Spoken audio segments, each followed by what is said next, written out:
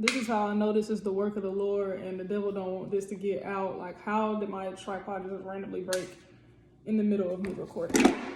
Hey y'all, my name is Millie. Welcome to my channel. I don't know if this is about to be a journey, a one-time thing. All I know is I'm just being obedient to the Lord and giving my testimony / prophecy, because some of us are in the same exact season. To give a little bit about me, I was born in North Carolina, but I did a lot of moving around when I was younger, so I bounced back and forth between New York, Florida, and here in Georgia. I endured a lot of abuse growing up from my dad's side of the family. My mom passed away when I was younger, and my dad took me away from my mom's side of the family, custody battle stuff. I went through physical abuse, mental abuse, verbal abuse, sexual abuse, you name it, I went through it. Due to my abuse, when I was 15, I ended up leaving Atlanta and moving back to North Carolina with my dad and my brother. And then when I turned 18, my dad actually abandoned me. Him and my brother moved back here to Georgia with my aunt that used to abuse me, his sister. 2 years after that, this guy reached out to me and was like, your dad isn't your real dad, I'm your real dad. And we took a DNA test and it turns out he is my dad. So almost 7 years ago, I found out that my dad that raised me isn't my biological father. He didn't have a clue, I didn't have a clue. When I found out that he wasn't my dad, I did call him and try to rub it in his face because, like I said, he abandoned me. We weren't in communication for 2 full years. I was on my own. Like, he left me and went to a whole different state after he told me I couldn't move to Georgia to go to college, because that was my plan. Our relationship wasn't tight because I felt like I no longer owed him any respect, since he could just up and leave me. So our relationship was on and off because I wasn't giving him the respect he thought he deserved. In 2020, I feel like there was a mass awakening. I went through a very depressive episode. I wasn't eating, I wasn't showering, I wasn't going to work, I wasn't doing anything. I literally was living on my friend's couch. I would just lay on the couch and watch stand-up comedy on YouTube to try and get me out of my low spirits. My friends started raising concern for me because they would go to work and I'd be on the couch awake on my phone. They would come home, I'd just be in that same position. I wasn't bathing, I wasn't eating, I lost a lot of weight. This was right before the pandemic hit. I then had an attempt to take myself out of here, but I basically chickened out. And after chickening out, I basically told God, you know what, I don't want to live for me anymore, because obviously I want to take myself out of here. But I'm afraid to take myself out of here because I used to believe that if you take yourself out of here, you go straight to hell, and I am not a fan of hell. So I was afraid to take myself out of here, but I really just didn't want to be here anymore. It just felt like everything that I was doing wasn't working. Nothing that I was doing was working, and my life was just a bunch of heartache and pain, and I just wanted it to stop. So I told God, this is your life now, so you do something with it, because if I do something with it, it's going to be taking it away. So I gave my life to God. In a room by myself, I just said, you know what, I surrender, do what you do. And God started doing what he do. A little while after that, I had a situation basically where stuff got weird with my friends that I was living with. And so I called my friend in Atlanta and I'm like, hey, I'm about to be on the way. And it was like 8 p.m. So I didn't get to Atlanta until 2 a.m. It was like I just needed a change of scenery. So I'm like, I'm just gonna come vibe out with you, and then I'll come back home and everything will be all right. When I got to Atlanta, I didn't want to leave. It was like an energetic pull, like just stay here. But I did hair at the time and I had to do a girl's hair that weekend. So I went back to North Carolina, did the girl's hair, packed up my car, and officially moved to Atlanta. I ended up staying with my friend. And it's crazy because at the time she was staying in student housing, and it was during the pandemic. So she wasn't allowed to have guests. Like, they weren't allowed to have guests at the time. So we literally had to sneak me on campus. So I just stayed trapped up in her room because I was afraid to get caught. I didn't want her lease to get terminated. My cousin ended up signing the lease on her apartment in May 1st of 2020. And a little while after she signed her lease, I went and lived with her. At this time, my anger issues were so bad. I was very, very, very hurt by all my circumstances. Like, I used to be a terrible hothead. I never thought that part of me would change. Like, my dad that raised me, terrible hothead. But I would look for reasons to pop off. It wasn't even like, just give me a reason to pop off. I was popping off. Like, act and didn't think. Like, I didn't think before I acted. I didn't care. I felt like I raised myself. Basically, I didn't care about age or size. If you gave me a reason, I was gonna go off on you. Like, I was just very angry and I needed a release. So if you gave me a reason to get that release, I was gonna release it. Whether that was fighting or me just cussing somebody out. I was low-key outside, to say the least. Rewind. When I first moved here, me and my friend ended up going to get tattoos with each other. And I got the tattoo to just see, I got a small tattoo just to see how it would feel, because I knew that I wanted to get more tattoos, but I didn't want to start off with a huge tattoo and then I couldn't endure the pain. So I got an itty bitty tattoo. It says warrior. It's so hard to see. It says warrior, and the I is a semicolon. And if you don't know what the semicolon is, that's for like suicide awareness. Like, you attempted to take yourself up out of here, but you didn't do it. You continued with life. In July of 2020, July 17th to be exact, I was about to shave my head out of needing change, wanting change. I don't even know. I was about to just shave my hair off. I was depressed, but I was functional by this time. I was about to cut all of my hair off, and then God told me to lock my hair up. So July 17th of 2020, I got locks in my head. So these hold a very spiritual value to me. Actually, if you know the story of Samson, like when he had got his hair cut off by old girl and he died, basically, there was a time where I had my cousin cut one of the locks in the back of my head and I could physically feel the pain. So I was like, dude, like, God really like, these locks is all part of God's plan. So they hold a very spiritual power and energy to me. Now in Atlanta, I started looking for healing because I didn't want to be that angry child anymore. I started basically getting into conspiracy theories and like everything they told us is a lie. It actually led me to a path close to New Age spirituality. I didn't do too much. Like, I wasn't doing voodoo and all that other stuff, but I was looking into it, not gonna lie. Now I had locks.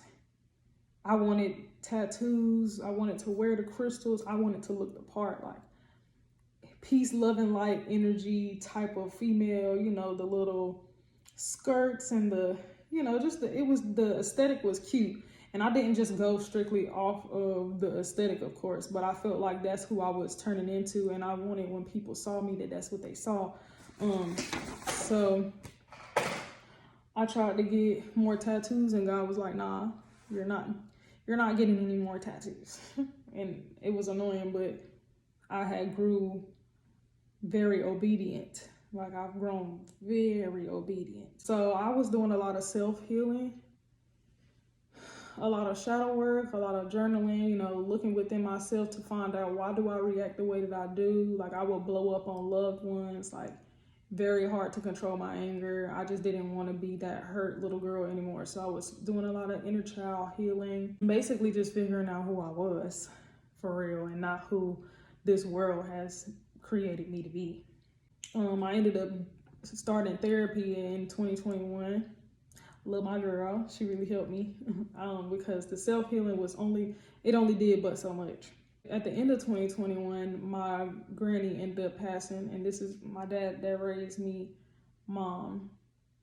She ended up passing away, and it ended up making me and my family like kind of sort of have a relationship again. Now, mind you, these are the people that I endured the abuse from, so it was kind of like all that was put on the back burner. I almost didn't go to my granny's funeral because I felt like I wouldn't even be placed in the obituary because of how I was treated growing up. I put it on my close friends on Instagram, like, should I go? Because if I go and then my name's not in the obituary, I don't know how I'm gonna feel and how I'm gonna react. Mind you, this is like in the middle of my healing, so I'm calm. I've calmed down, but I still got a lot of anger within me, and I'm like, I don't want to act like that no more. So I was like, I'm probably just not gonna go. My cousin, my little cousin, is in my close friends, so I think she ended up saying something, and they made sure that I was in the obituary. And while during the service, my dad was like, "Oh, whose name did they just call? Who like, girl, we wasn't gonna forget about you," type stuff. My aunt actually, after the viewing, ended up coming up to me and basically thanking me for being there, thanking me for coming and not staying home. And she hugged me, and this is the lady that hated my guts growing up. This is the lady that used to beat me for any given reason. Like, this is the lady who used to talk down on me, and like, so I cried more about that than my grandma being gone, to be completely honest. Like, that made me cry harder than seeing my grandma in the casket. The healing that was taking place was just different. So I know that God had me grow close to them for that time for this reason. Eventually, a situation came where that hit the fan, and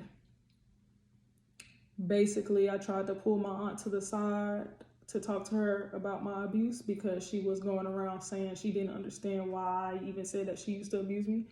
So I tried to pull her to the side away from the rest of the family to have that conversation as an adult. She ended up laughing in my face.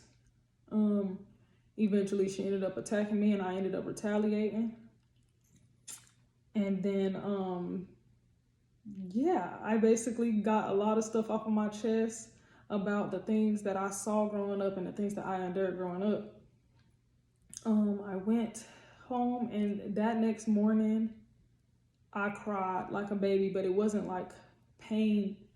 I felt free. Like, I felt literally a weight being lifted off of me. Like, I felt like that was the ultimate healing moment for me. Like, everything that my inner child wanted to say to this woman came out.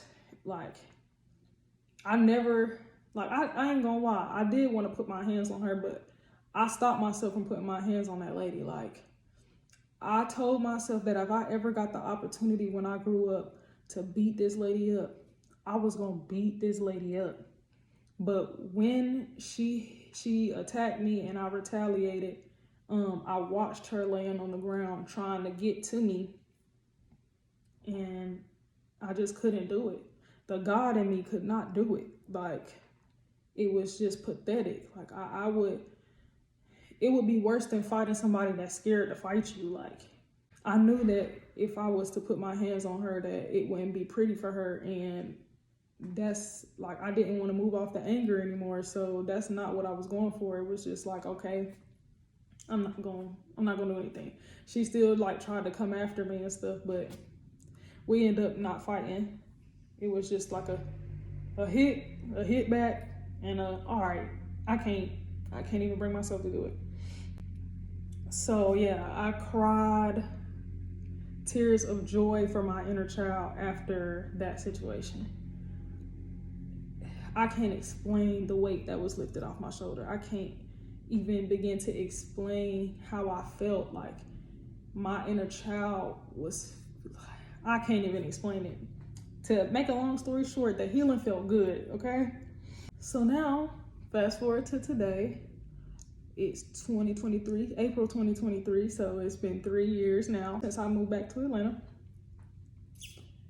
And I was on Instagram and I looked at the archive, and 2 years ago, I was laying on my couch burning Palo Santos and journaling, and I couldn't even force myself to cry. Like, I was trying to get the healing to come out of me, but it just wasn't working, and I was just very hurt.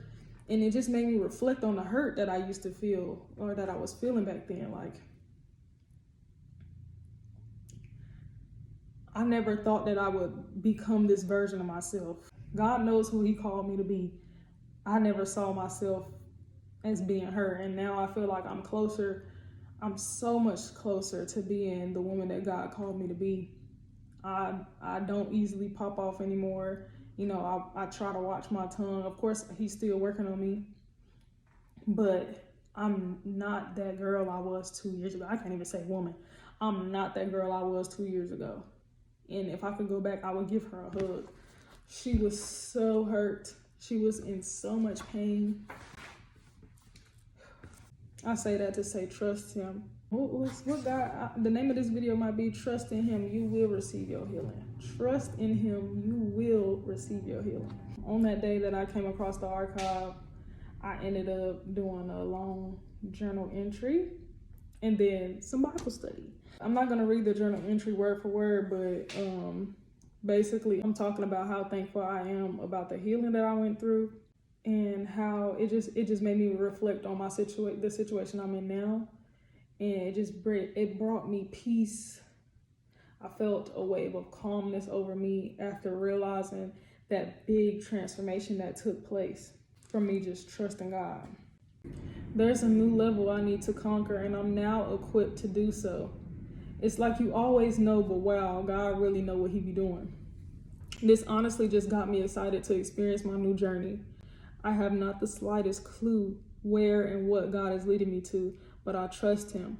Now I'm kind of eager to know, God, what's next? I'm excited to see where he is about to take me. This journey that I went through from 2020 to now,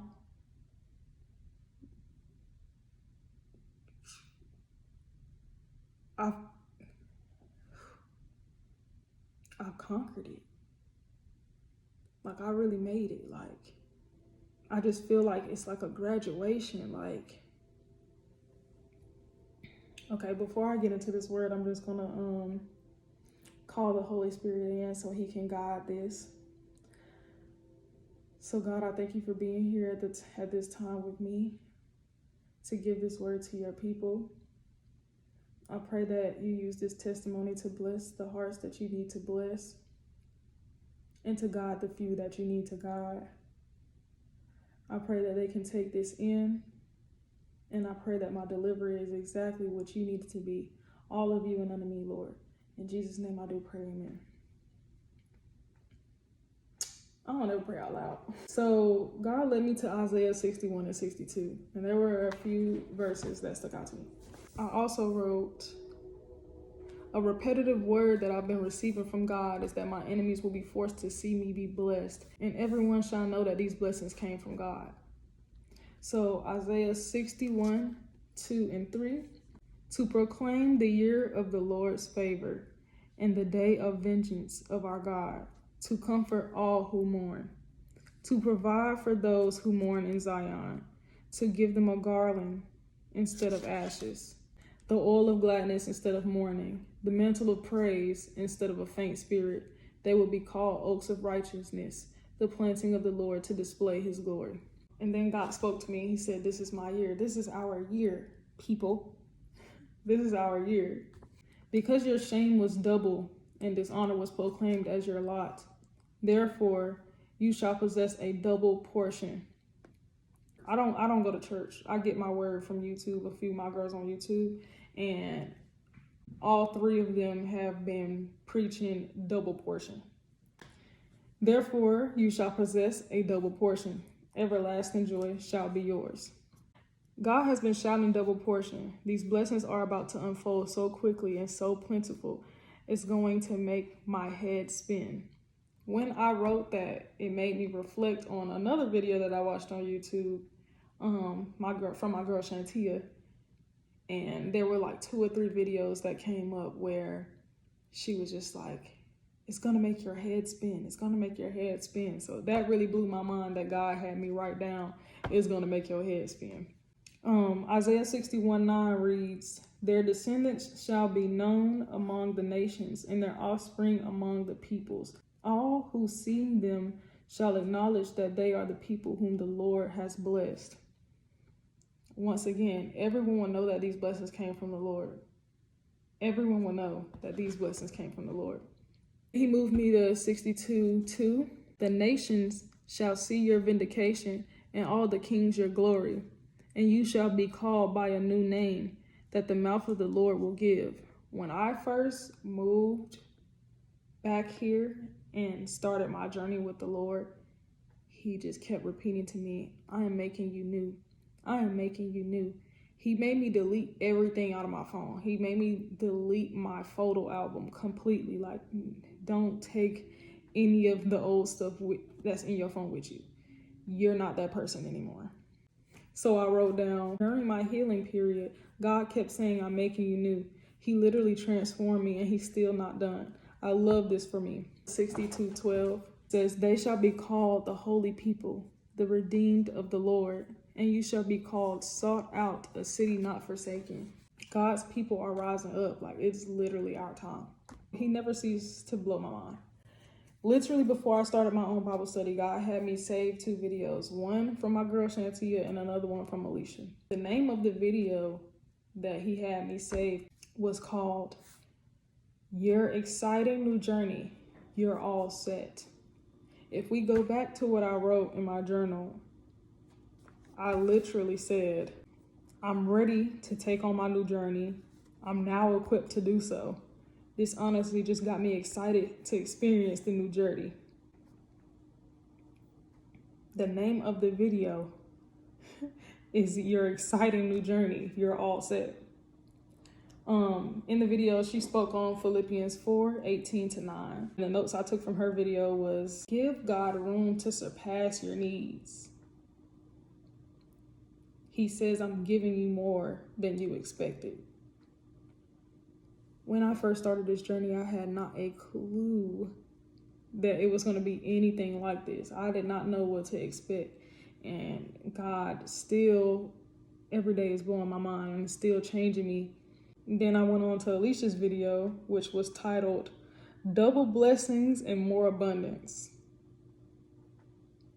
Double blessings and more abundance. I literally in Isaiah 61:7, it says, because your shame was double and dishonor was proclaimed as your lot, therefore you shall possess a double portion. God is different, okay? The notes that I took from her video was enter into the joy of master. It's a season of open doors, and you are right where you need to be. I know some of us may feel like we're a little bit behind, or there's stuff that you want to happen on your time. You're right where you need to be. God has been preparing you for what he's about to bless you with. Get excited. You are walking into the greatest season of your life. Well done. Let's celebrate. I felt this wholeheartedly. Words cannot express how grateful I am for the season, my healing season that I was just in. But while I was going through it, I hated it. I'm not gonna lie. I was not happy. It was a lot of crying, a lot of tears, a lot of heartache, a lot of reliving situations, a lot of feeling like you don't have nobody to talk to about the stuff. Like, it was hard. It was never easy. But now that I look back, it's like I'm extremely thankful that I actually went through those things, because it's made me the woman that I am today. And although he's not done with me yet, the transformation is crazy. I have changed tremendously, and it just feels like a graduation. Like, God said, congratulations, you did it, and now you're about to move on to your next journey. So my healing journey chapter is closed, although of course there's always going to be, growth in your life. My inner child feels a lot better, and I can actually go out into the world and operate as a better human being. So God says congratulations, and a new journey is about to take place. A lot of us are about to move. A lot of us are about to move. 1, God is proud of you. 2, you did it. 3, you about to go on a brand new journey as this brand new person that you are. So with all that being said, keep your head up. You're going to get the healing that you need. All you have to do is trust in him. And when it gets hard, don't give up. Keep your eye literally on the prize. Surrender to the Lord, your God, and watch things just unfold for you. He's going to give you everything that you're searching for. Literally is all that you need. So I encourage y'all to seek him first. Seek him in the kingdom first. Period. Like, seek him first. And he's going to take care of you. That's your heavenly Father. He will never leave you nor forsake you. And the journey may not be easy, but trust me, in the end, it is worth it. So thank y'all for tuning in, and I'll see y'all next time.